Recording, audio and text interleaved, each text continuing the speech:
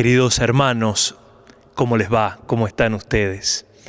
Llegamos al cuarto envío de este tiempo dedicado a conocer al querido San José. Lo hacemos en una situación especial de confinamiento. En este cuarto programa vamos a rezar e interceder juntos por la Iglesia. De hecho, ya lo saben bien, este año de San José se debe a la celebración de los 150 años en que fue declarado San José patrono de la Iglesia Universal. La Iglesia sos vos, la Iglesia es tu familia, la Iglesia es tu trabajo, es tu ambiente, donde dos o más se reúnen. En mi nombre yo estoy en medio. Ahí está la Iglesia. En este cuarto envío en que rezamos por la Iglesia, tenemos la palabra y el testimonio de nuestro arzobispo, Monseñor Jorge Lozano. Sabíamos de su cariño y de su devoción a San José. Hoy él lo comparte con todos ustedes. Junto a nuestro querido Padre Jorge, él nos ha acompañado con su cariño y con su oración a lo largo de este mes de San José. Hoy hemos venido a buscar su testimonio, hoy hemos venido a que nos comparta su sentir acerca del querido San José. Un gusto poder sumarme a esta hermosa iniciativa que nos acerca a la vida de un hombre que tiene mucho que ver en nuestra historia, en la historia de la vida de la Iglesia, de la Sagrada Familia, y que gracias a esta iniciativa del Papa hemos podido acercarnos durante este mes de mayo. Sabemos que San José ha marcado tu vida como cristiano, como sacerdote, como obispo. Sabemos de tu amor y tu devoción especial. De hecho, hay una imagen en tus manos que habla de esa cercanía que tenés con este santo patrono de la Iglesia. ¿Querés contarnos cómo surgió esto? ¿Cómo has vivido tu amor a San José? Cuando yo entré al seminario tenía 20 años de edad y poco conocía de la vida de San José y podría decir que de los santos en general.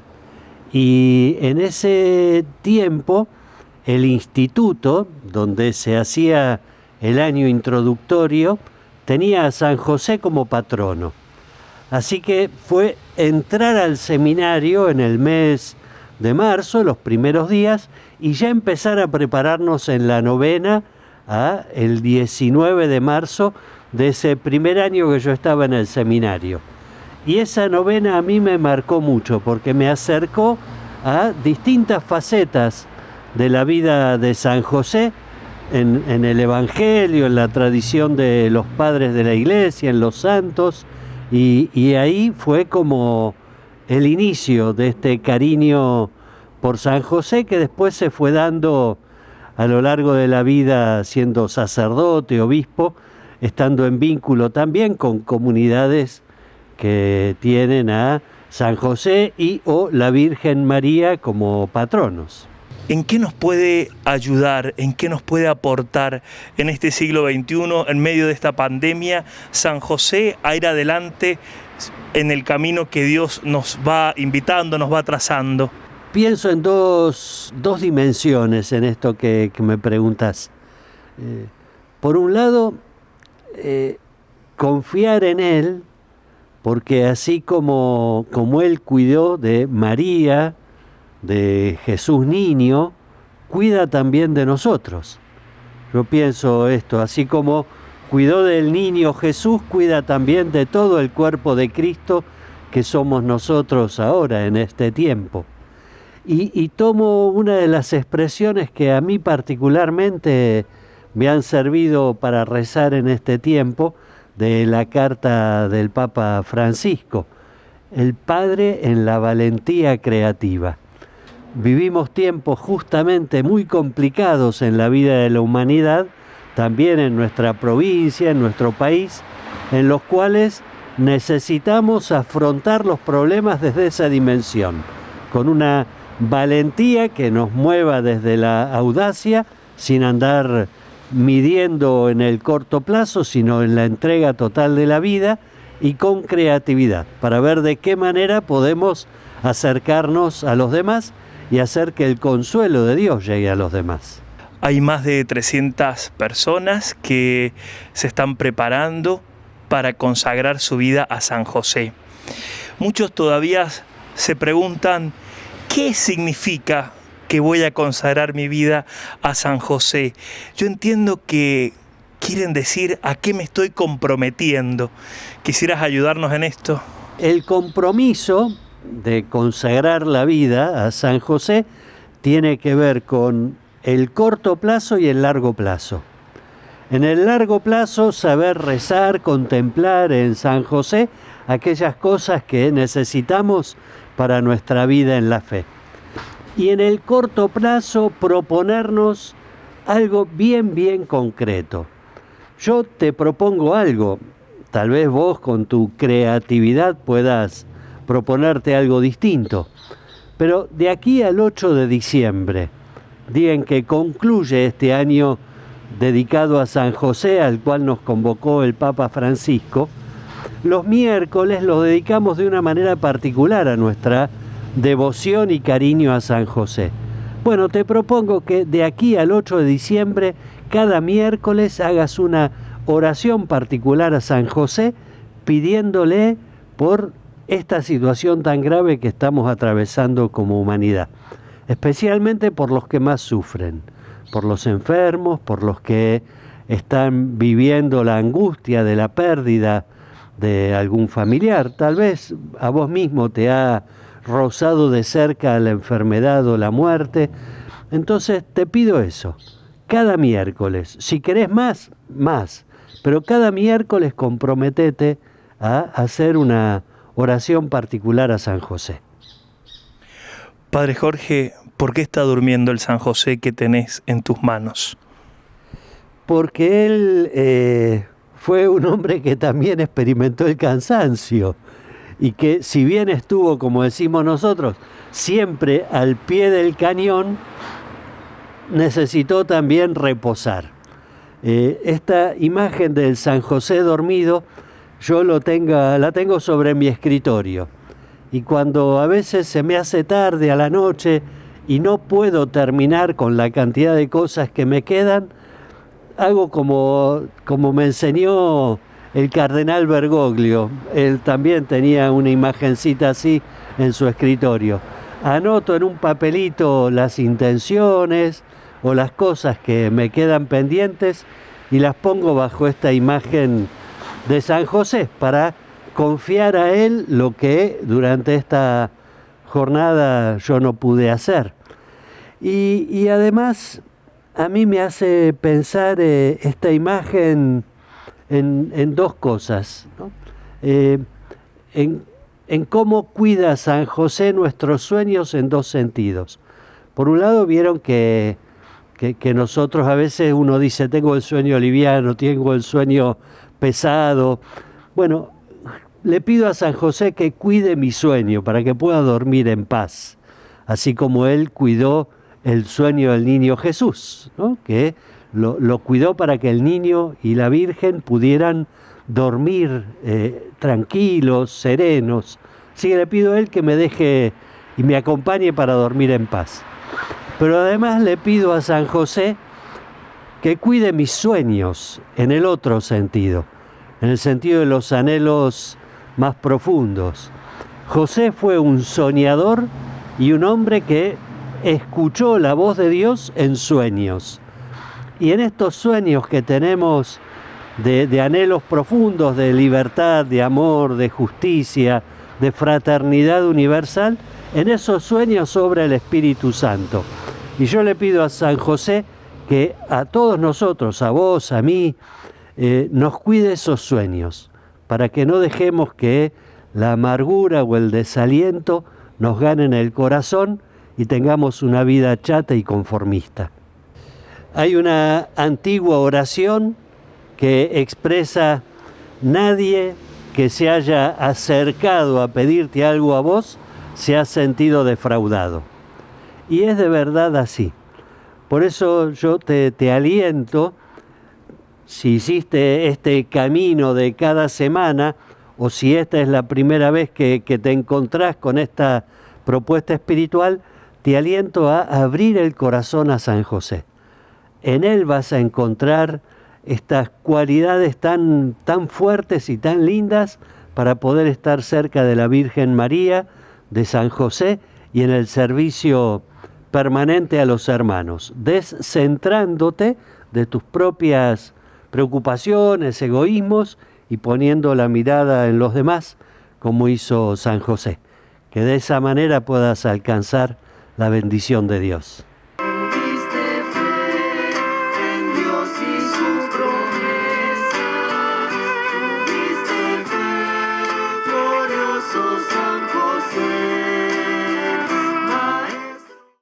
Agradeciendo a esta hermana nuestra, María del Carmen Oro, que puso sus talentos al servicio de la comunidad. Y desde las ciencias bíblicas nos ha ayudado a encontrarnos con este santo. Hoy culminará su reflexión acerca del San José en las Sagradas Escrituras. Nos comprometemos a rezar por ella y por toda la orden de las vírgenes que tanto bien hace a nuestra querida Iglesia.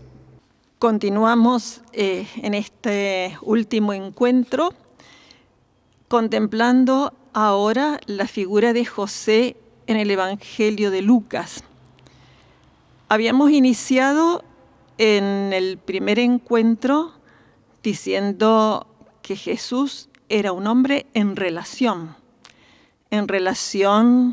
a su esposa María, en relación a su familia, a su ascendencia, en relación a Dios, en relación después al niño también.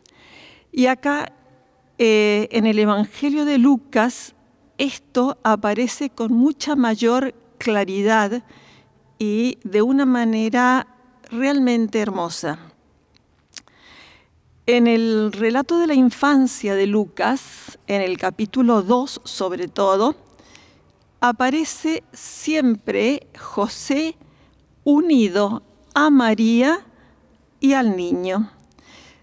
En el comienzo del capítulo 2, tenemos ahí esta narración que nos dice que José, que pertenecía a la familia de David, salió de Nazaret, ciudad de Galilea, y se dirigió a Belén de Judea, la ciudad de David, para inscribirse con María su esposa, que estaba embarazada.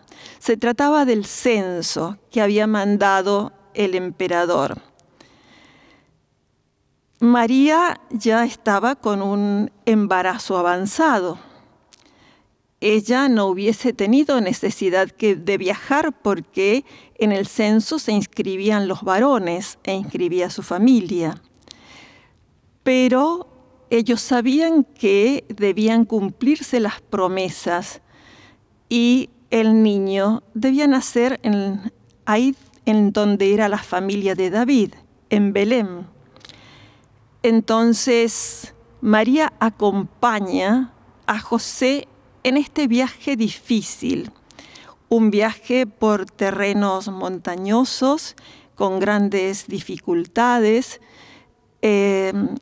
pero siempre confiados en la providencia divina que los acompaña. Sabemos que cuando llegan a Belén no hay un lugar para ellos. Esto suena un poco extraño porque allí estaría probablemente, con toda seguridad, toda la familia o gran parte de la familia de José. En realidad, la intención del evangelista es mostrarnos, digamos, este nacimiento en la pobreza, en lo escondido, en la realidad, diríamos, que no hubiese nadie imaginado, en la que podía nacer aquel que será el hijo de David, el ungido. Eso significa Mesías, el Salvador de su pueblo, el Salvador de los pecados. Esta es la primera vez que se menciona acá a José en este capítulo 2 de Lucas. Conocemos los acontecimientos y a continuación, después del nacimiento de Jesús, se dice que los ángeles anunciaron a los pastores la gran noticia. Estos ángeles que van a anunciar que ha nacido un Salvador, el Mesías, el Señor. Y nos dice el texto lucano, ahí en el versículo 16, fueron rápidamente y encontraron a María, a José y al recién nacido en el pesebre.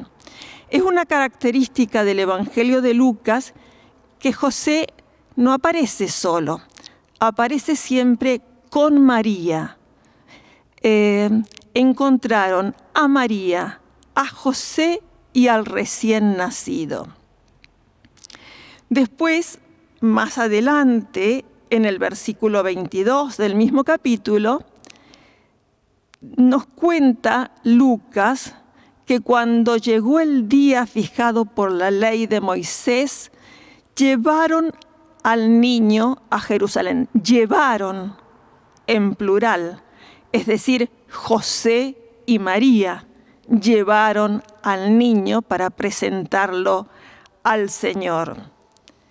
Y en el versículo 26, cuando en el templo se han encontrado con el anciano Simeón, que lo reconoce como el Mesías del Señor, dice el texto lucano, en el versículo 27, cuando los padres de Jesús llevaron al niño a cumplir con las prescripciones de la ley, los padres de Jesús, es decir, María y José, asumiendo ambos esta misión, la de madre y la de padre, cada uno. Después, nuevamente, en el versículo 33, dice, su padre y su madre estaban admirados por lo que oían decir de él. Y esto nos llama la atención. O sea, después de el cántico de Simeón, que dice que en este niño se han cumplido las profecías mesiánicas también, su padre y su madre, es decir, José y María, estaban admirados por lo que se decía de él. Más adelante, en el versículo 39, nos dirá que volvieron a la ciudad de Nazaret. La familia, esta sagrada familia, volvieron a la ciudad de Nazaret. Y finalmente, en el último relato que nos hace Lucas en este Evangelio de la infancia, nos cuenta que sus padres iban todos los años a Jerusalén en la fiesta de la Pascua. Cuando el niño cumplió 12 años, subieron como de costumbre.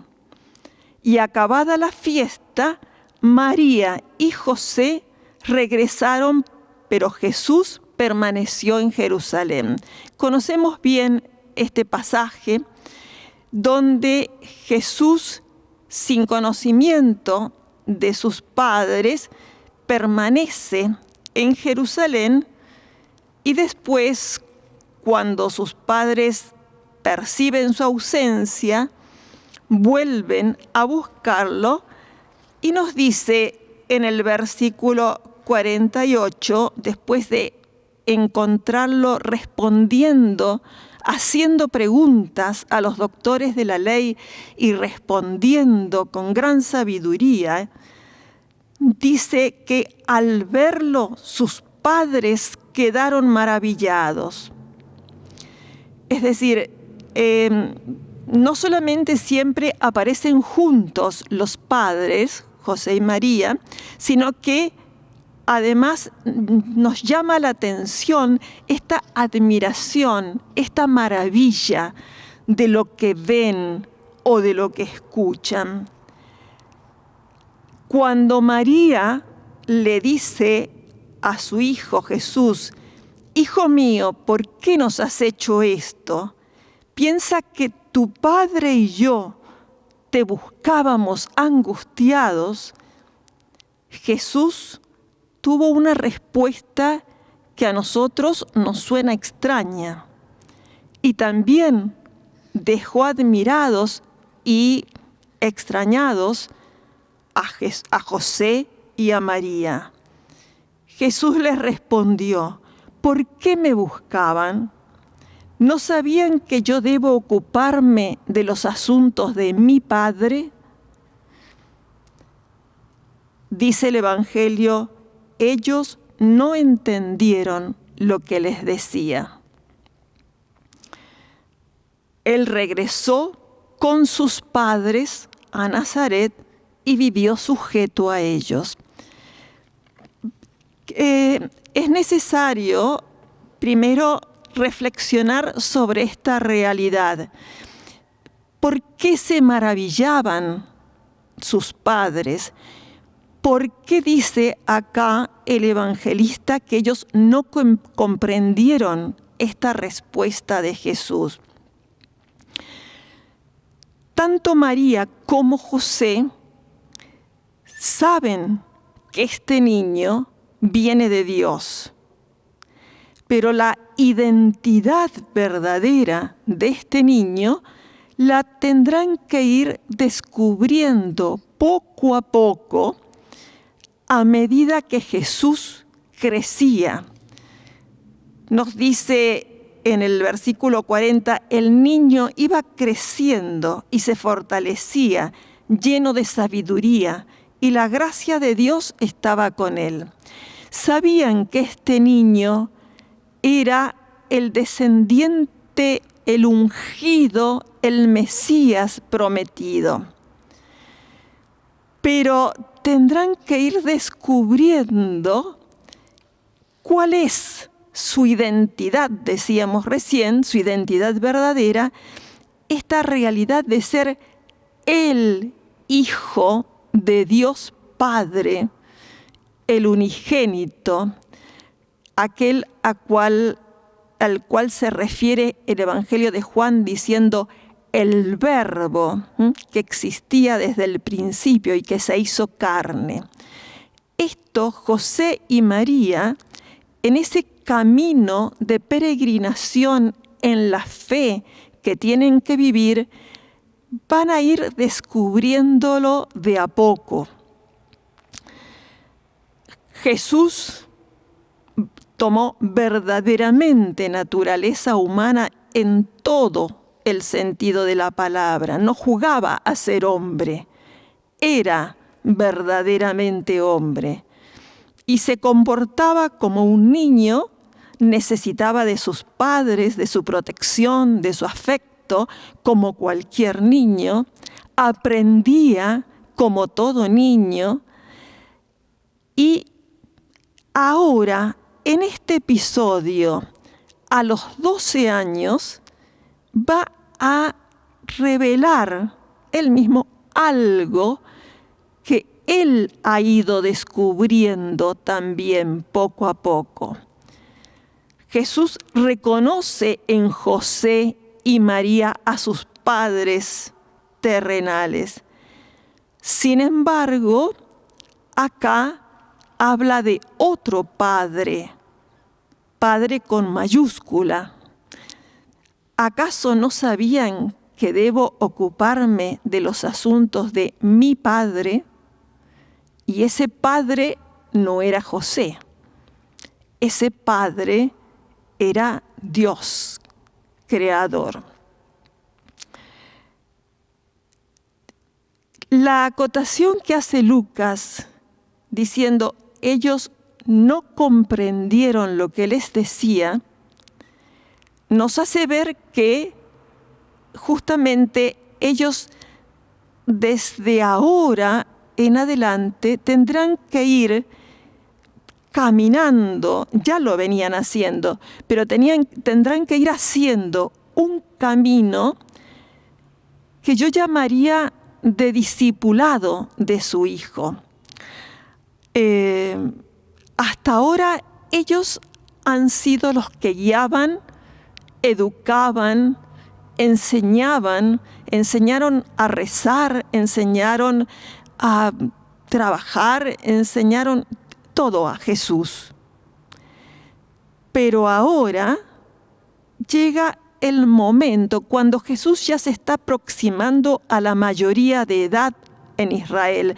La mayoría de edad en el pueblo de Israel era a los 13 años. A los 13 años un varón era introducido con un rito en la comunidad de los adultos.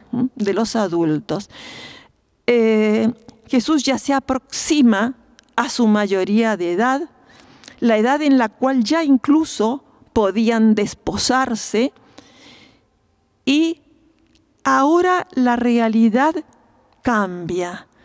Y esto, María y José van a tener que ir descubriéndolo.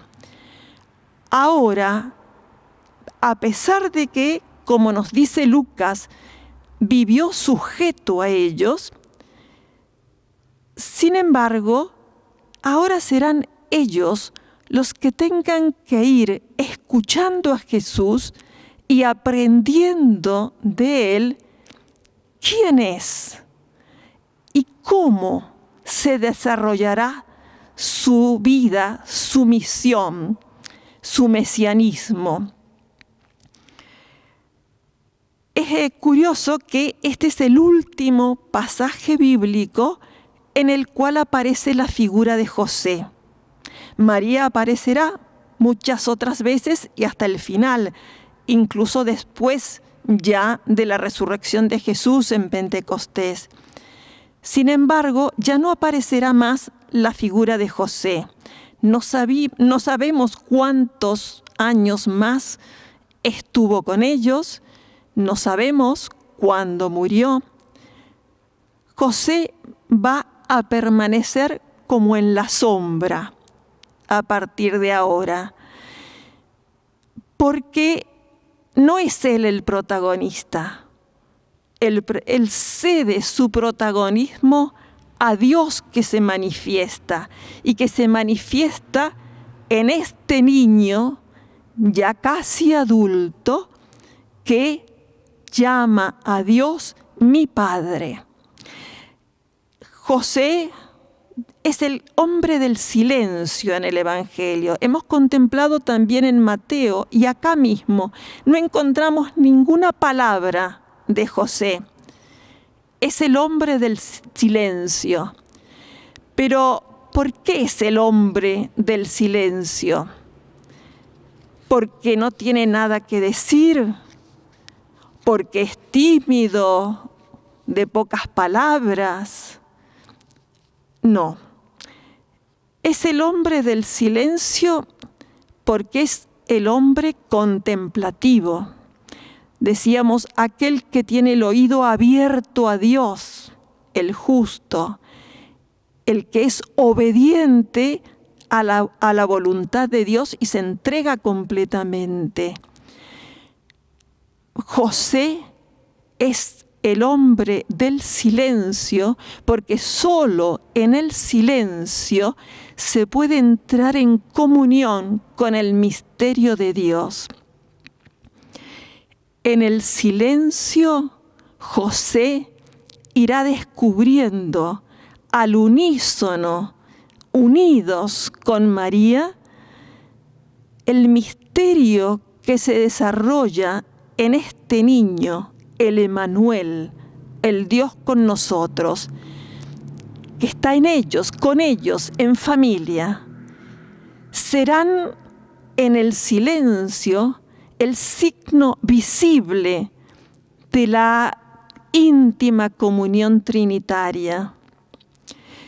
En el silencio, María irá considerando muchas cosas en su corazón, y también José. En el silencio, sin ver ni palpar nada que pudiera ser algo extraordinario, tendrá que ir descubriendo lo extraordinario del misterio que ha sido llamado a servir. Decíamos en el encuentro anterior, ministros de la salvación, es decir, al servicio de la salvación, porque Jesús es el Salvador. En esta realidad, nosotros tendríamos que preguntarnos a nosotros mismos, ¿qué nos puede decir José, la figura de José, en este tiempo a nosotros que vivimos hoy en tanto ruido, en tanto bullicio, donde cuesta encontrar el silencio? ¿Qué nos podrá decir José en este camino de discipulado que irá haciendo respecto de su hijo? Como decíamos, al unísono con María, aprendiendo de las palabras de Jesús y de sus gestos. ¿Qué nos podrá decir a nuestra vida hoy? En una sociedad que muchas veces rechaza la paternidad, donde pareciera que no es importante que haya padre. ¿Qué nos podrá decir José? Personalmente pienso que acá nos muestra el Evangelio el silencio de José, admirado, maravillado, primero por lo que se decía de él y después, indudablemente, por lo que irán escuchando de él. ¡Qué misterio tan grande, tan inmenso le tocó vivir! Aquello que Jesús va a revelar después durante su vida pública, que comenzará aproximadamente unos 18 años, 20 años después de este acontecimiento en el templo, lo que van a ir escuchando de Jesús es lo que Jesús después dirá a sus discípulos, y con imágenes sencillas con las que aprendió en su familia, con aquel fermento en la masa que vio para hacer, como su madre trabajaba para hacer el pan, con la semilla que se sembraba, con el esfuerzo cotidiano, con la imagen del Padre y sus hijos. A ver, Jesús enseñará con imágenes sencillas quién es el Padre y para qué ha sido enviado por el Padre. No hay duda que aquello que enseñará a sus discípulos después, Jesús ha ido ya manifestándolo también sencilla y sabiamente a sus padres, a José y a María. Por eso el silencio de José es el silencio que se abisma en la contemplación. Creo que a eso nos invita. Dice el último versículo del capítulo 2, Jesús iba creciendo en sabiduría, en estatura y en gracia delante de Dios y de los hombres. Jesús iba creciendo y a medida que crecía en sabiduría, en estatura y en gracia, irá manifestándose también en el seno de la familia, como más tarde se manifestará a todos. Creo que con estas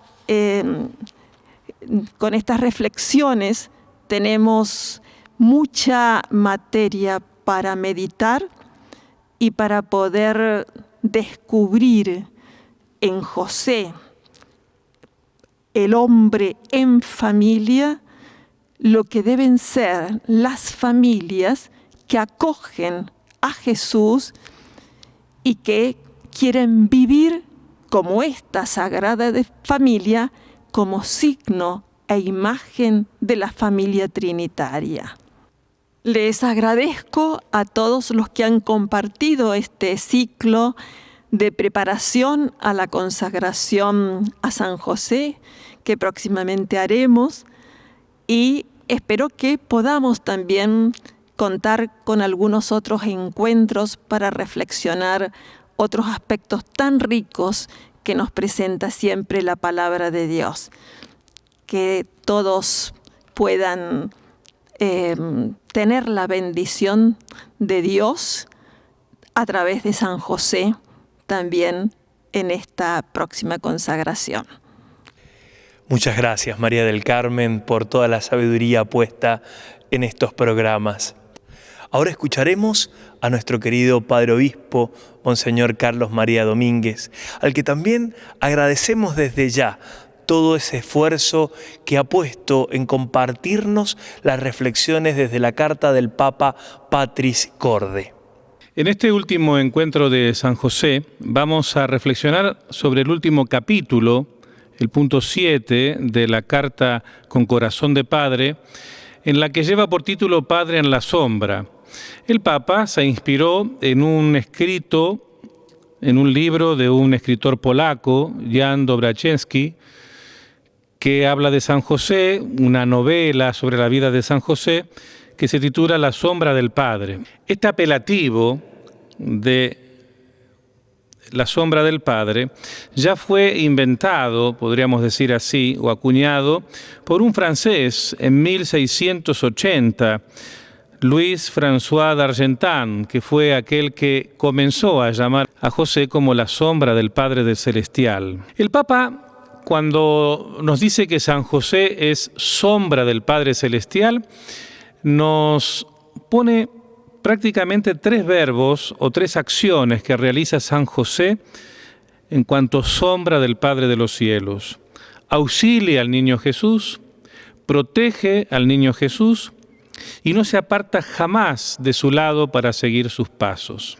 Nos dice el Papa, nadie nace padre, sino que se hace.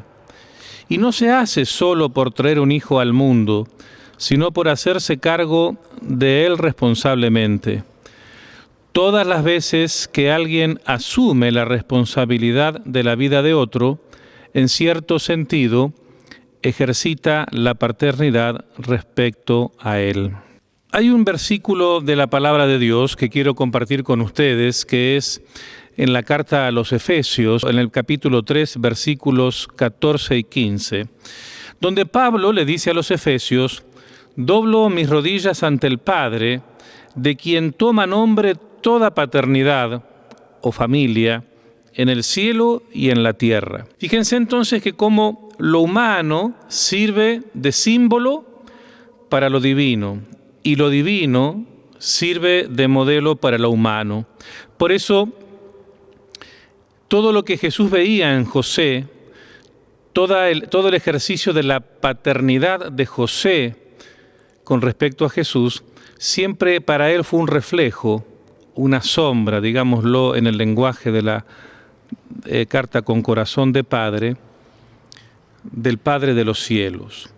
De hecho, la revelación utiliza experiencias humanas para hablarnos a través de esas experiencias, la maternidad, la paternidad, el pastor, los esposos, el novio, etcétera, etcétera, del amor trascendente de Dios.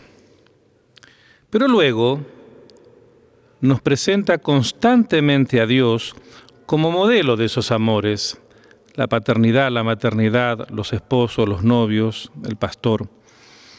Y quiero aclarar ya de entrada que cuando hablo de paternidad, como estoy hablando de San José, lo mismo se puede decir sobre la maternidad. De hecho, de quien procede la paternidad del Padre del Cielo, también procede la maternidad, porque Dios es Padre y es Madre. La relación entre la paternidad divina y la paternidad humana funciona en sentido inverso que nosotros nos imaginamos. Dios no es que por analogía humana nosotros lo llamamos Padre, porque tenemos un Padre aquí en la tierra, sino que los hombres reciben de Dios el nombre de padres. Dios es Padre, de quien procede toda paternidad, antes, podríamos decir así para que nos entendamos, antes que naciesen los padres o existiesen los padres. La experiencia de paternidad entre Dios Padre y su Hijo Jesús se convierte así entonces en modelo de relación entre un padre y un hijo, que lamentablemente en los días que vivimos y transcurrimos, en esta sociedad en donde a veces se ha estigmatizado la figura del padre por ser causa y motivo de un montón de traumas en sus hijos, esta relación está expuesta lamentablemente a la transformación, a la desfiguración, a la deformación. Porque a veces se piensa que la paternidad es sinónimo triste y lamentablemente de autoritarismo, de paternalismo, de rebelión, de rechazo, de incomunicabilidad. Aunque sabemos, y gracias a Dios, ojalá así sea, que son muchas más las experiencias positivas de la paternidad o de la relación entre padre e hijo, que estas experiencias que son frustrantes y deformantes. ¿Qué implica entonces este modelo de relación entre Dios Padre y su Hijo Jesús aplicado hoy día a nosotros? Implica recuperar la fe, sin duda, en la paternidad como misterio y participación en la paternidad de Dios. Por eso el Padre no solamente tiene que ser aquel que ponga la norma, la regla, aquel que permanentemente exija a su Hijo y le marque sus errores. A veces no tenemos que tener miedo en imitar literalmente a Dios Padre. Cada vez que el Padre aparece personalmente en el Nuevo Testamento, siempre lo hace para expresar la satisfacción que siente por su Hijo Jesús. Así sucedió en el episodio del bautismo. Este es mi Hijo muy amado, en quien tengo puesta mi predilección. Y así sucedió también en la transfiguración. Este es mi Hijo amado, a quien tienen que escuchar. Y también aparece una voz del cielo en el Evangelio de Juan. Este es mi Hijo a quien glorifico y lo volveré a glorificar. Por eso es importante que no tengan miedo los padres en felicitar, en animar, en tratar de empujar hacia adelante a sus hijos, dándole aliento y dándole esperanza. Porque no se trata de amar únicamente al hijo ideal que alguna vez pensamos y soñamos, sino que debemos amar, como ama Dios, también al Hijo real, el Hijo que Dios les ha dado a los padres, aunque a veces ese Hijo sea rebelde o ingrato o no haga lo que nosotros quisiéramos que haga. Nos dice el Papa en la carta con corazón de padre que ser padre significa introducir al niño en la experiencia de la vida, en la realidad, no para retenerlo, no para encarcelarlo, no para poseerlo, sino para hacerlo capaz de elegir, de ser libre y de salir. La visión que se tiene del padre en el seno de una familia es que él representa o ejerce la autoridad. Y a la palabra autoridad le podemos dar varios significados. Por lo pronto, la autoridad no significa poder, porque la autoridad siempre debe tener un fundamento. En este caso, la autoridad de la paternidad es el fundamento de haber dado la vida a su hijo. El poder no se requiere ningún fundamento. Por eso, cuando el padre ejerce la autoridad, lo que hace, hablando etimológicamente de la palabra autoridad, es cuando yo dejo a mi hijo ser autor, lo autorizo a que haga su propio camino. Yo respeto su autonomía y por eso le doy autorización. De esa manera, entonces, ejerzo la autoridad. La autoridad verdadera, entonces, no es frenar, no es poner palos en la rueda, recordando siempre las normas o las cosas que hay que hacer siempre. Autoridad significa aumentar, significa abrir nuevos caminos, nuevos comienzos, posibilidades nuevas. Es interesante que esto de no querer retener, de no querer encajar y encarcelar al niño, al hijo, poseerlo, sino que dejarlo ser libre, eso le valió a San José el título de Padre Castísimo. Nos cuenta el Papa que este apelativo, que este adjetivo de castísimo, no es una indicación afectiva, sino que es una síntesis de una actitud que expresa lo contrario a poseer. Nos dice el Papa en la carta Corazón de Padre: la castidad está en ser libres del afán de poseer en todos los ámbitos de la vida. Solo cuando un amor es casto, es verdadero amor. El amor que quiere poseer, al final siempre se vuelve peligroso, aprisiona, sofoca, hace infeliz. Dios mismo amó al hombre con amor casto, dejándolo libre incluso para equivocarse y ponerse en contra suya. Por eso la lógica del amor es siempre una lógica de libertad. Y José fue capaz de amar extraordinariamente libre. Nunca se puso en el centro. Supo cómo descentrarse para poner a María y a Jesús en el centro de su vida. Hoy día daría la sensación que la palabra castidad está no solamente desvirtuada, sino también está desvalorizada. ¿Qué significa entonces la castidad? De hecho, los religiosos, hay personas en la iglesia que hacen voto de castidad. ¿Qué es un voto? Es la promesa de un bien mejor. Daría la sensación que si pensamos de una manera reductiva, la castidad es simplemente la falta de ejercicio de la sexualidad. Estamos reduciendo entonces la castidad a un nivel de genitalidad. Sin embargo, cuando yo hago voto de castidad, lo que hago no es prohibirme hacer ejercicio de mi sexualidad, sino que lo que hago es ofrecerle a Dios como don la capacidad de amar que yo tengo. Un corazón casto no es un corazón que se cierra sobre una sola persona, sino que un corazón casto es un corazón que se abre a todos, para amarlo a todos como los ama el Padre. Por eso, este amor sin posesión y este amor en libertad es lo que le valió a José el apelativo de Padre Castísimo. Muchas veces, en esto de amar, que tenemos que aprender y mucho de Dios, nos equivocamos, nos herimos, nos lastimamos y lastimamos a otros. Porque a veces en esto de la madurez en el amor, muchas veces en determinados momentos de la vida hay situaciones en las que la entrega y el don se vive de una manera muy natural. Pero otras veces también esto de la entrega se vive de una manera de sacrificio y de renuncia. Y cuando pesa más el sacrificio y la renuncia, entonces ahí el amor se estanca y se convierte en inmaduro.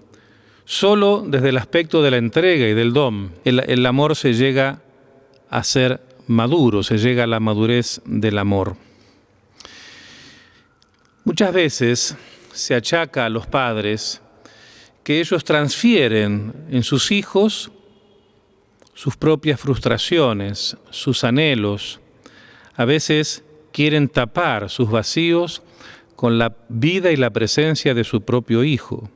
Un gran error es que los padres se obsesionen para que sus hijos vivan la vida que ellos no pudieron vivir. ¿Cuántas veces como padres uno le exige a sus hijos hacer las cosas que él en su vida pudo hacer? Un ejemplo, yo quería ser abogado, pero cuando estaba en el segundo año de la universidad falleció mi papá y tuve que salir a buscar trabajo para sostener mi familia y nunca pude ser abogado. Ahora yo quiero que mi hijo sea abogado para que sea lo que yo nunca pude ser. Eso es amar de una manera posesiva y eso es encarcelar en las propias frustraciones el futuro del hijo. La paternidad, nos dice el Papa, que rehúsa la tentación de vivir la vida de los hijos, está siempre abierta a nuevas experiencias. Y así como digo esto a los padres, también siempre le digo a los hijos, cuando están discerniendo el camino de sus vidas, o sea, en un discernimiento vocacional, siempre les recomiendo a los jóvenes que nunca permitan que sus padres tomen el volante de sus vidas, pero sí que les permitan que se sientan a su lado y les lean el mapa de ruta, primero porque son sus padres y segundo porque tienen la experiencia que todavía el joven no tiene.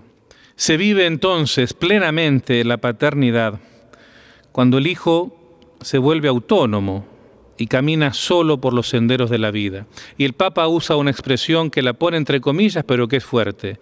El padre es más padre cuando se vuelve inútil. ¿Qué quiere decir? Cuando ya no ejerce de una manera directa y concreta la paternidad sobre su hijo, porque su hijo se volvió, como decían recién, autónomo y camina solo por los senderos de la vida. Por eso la paternidad nunca es un ejercicio de posesión, sino que es un signo de una paternidad superior. Si bien San José sabía que Jesús se había hecho hombre por obra del Espíritu Santo, que él no era su padre biológico, así todo Dios le dio permiso para que lo aceptara como hijo, no desdeñó Jesús en ser llamado hijo de José, y cuando la Virgen encuentra junto con José al niño en el templo, la Virgen le expresa: tu padre y yo te andábamos buscando. Pero esa paternidad de José, al que ningún calificativo siempre va a expresar de forma totalizante lo que significa, era signo entonces de la paternidad superior. Podemos llamar a San José, como lo llaman en la Iglesia, el Padre Castísimo, el Padre Nutricio, el Padre Putativo, u otros calificativos que podamos seguir añadiendo a esta lista de, digámosle, piropos a San José. Pero nunca ninguno va a poder expresar, como digo, la totalidad de lo que significa esta paternidad ejercida por José, signo, insisto, de una paternidad superior. Y una última palabra, sobre todo para aquellos que no han tenido la posibilidad de ser padres a nivel biológico y sí tal vez han podido vivir la experiencia o la están viviendo de ser padres adoptivos, que se dice de una manera muy cariñosa, padres, papá y mamá del corazón. No es menos padre el padre adoptivo, porque precisamente una de las maneras como Dios se nos revela a través de su palabra es que nosotros somos sus hijos adoptivos, somos hijos en el Hijo. Por eso, esa paternidad de adopción también la pueden ejercer de una manera perfecta, como la del Padre del Cielo, los padres adoptivos. Y una última palabra sobre aquellos hijos que no tienen padre. los huérfanos. No aquellos que ya no lo tienen porque se fueron de esta vida, sino aquellos que nunca vieron el rostro de su Padre. La palabra de Dios nos dice que Dios es protector de huérfanos y de viudas. Por eso también Dios es Padre de los que no tienen Padre. Cuando el profeta Malaquías anuncia la venida de Elías, en el Nuevo Testamento podríamos decir la figura de Juan Bautista, dice que una de las misiones que tenía Elías en su vuelta era reconciliar a los padres y a los hijos entre sí. Creo que es necesario entonces que esta relación de paternidad y filiación, esta relación de padre e hijo, tan desfigurada y tan manoseada, vuelva a recuperar la hermosura principal de aquel de quien procede toda paternidad en el cielo y en la tierra. Vamos a pedirle entonces a San José que sane las relaciones que están enfermas, heridas, rotas o quebradas entre los padres y los hijos. Ojalá que estos encuentros que hemos tenido durante estos 4 miércoles de mayo, este último de manera virtual, puedan ayudarnos a hacer vida el objetivo que tiene esta carta escrita por el Papa a toda la Iglesia. Admirar un poco más la persona de San José, amar más la persona de San José y contar con su valiosa intercesión y protección. Gloria al Padre, y al Hijo, y al Espíritu Santo, como era en el principio, ahora y siempre, y por los siglos de los siglos. Amén. Y la bendición de Dios Todopoderoso, Padre, Hijo y Espíritu Santo, descienda sobre ustedes y permanezca para siempre. Gracias por haberte sumado a esta propuesta. Gracias a Canal 4 que abrió las puertas para que se hiciera posible. Gracias a la productora Dios está aquí, que con tanta paciencia nos ha ido conduciendo. Gracias a todas las personas que colaboraron con lo que significó la producción de este ciclo. Vamos a rezarle a San José. Vamos a aclamarle juntos pidiendo por nuestra querida Iglesia. A Él lo miramos y dejamos a sus pies cada una de las realidades eclesiales que nos toca vivir. La vida consagrada, la vida sacerdotal, la vida laical, todos los carismas y las vocaciones a los pies del querido José, para que Él nos encienda a todos en ese fuego misionero que nos ayude a llevar a Cristo y a María al mundo de hoy. Dejamos también a los pies de José las situaciones difíciles y duras de nuestra iglesia. Esa iglesia que es perseguida, esa iglesia que es atacada, esa iglesia que muchas veces es ridiculizada. Le pedimos a San José que nos dé fortaleza, parresía, para seguir dando testimonio de luz y de verdad en este mundo.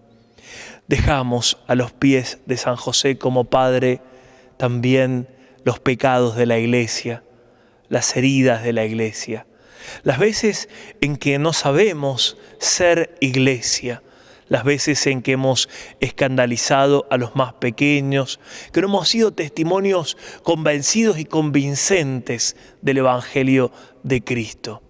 En fin, a los pies de José, toda la vida de la iglesia, de cada comunidad, de cada capilla, de cada lugar donde la iglesia está presente. Que Él como patrono interceda por toda la iglesia y nos regale alegrarnos de ser familia, de ser convocados por Cristo, de ser el pueblo de Dios en esta tierra y en días tan difíciles, que la iglesia sea signo de consuelo y de esperanza para el mundo entero. Tuviste fe en Dios y su promesa. Tuviste fe, glorioso San José.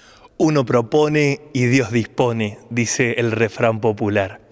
Y hoy tenemos un templo vacío, porque tenemos que vivir la iglesia desde cada uno de nuestros hogares, desde la realidad donde cada uno ha quedado allí confinado.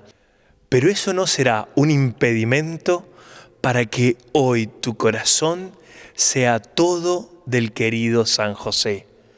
Lo has conocido, lo has aprendido a querer. Hoy te tomas de su mano para que junto a él María y Jesús sean los grandes tesoros que reinen en tu corazón.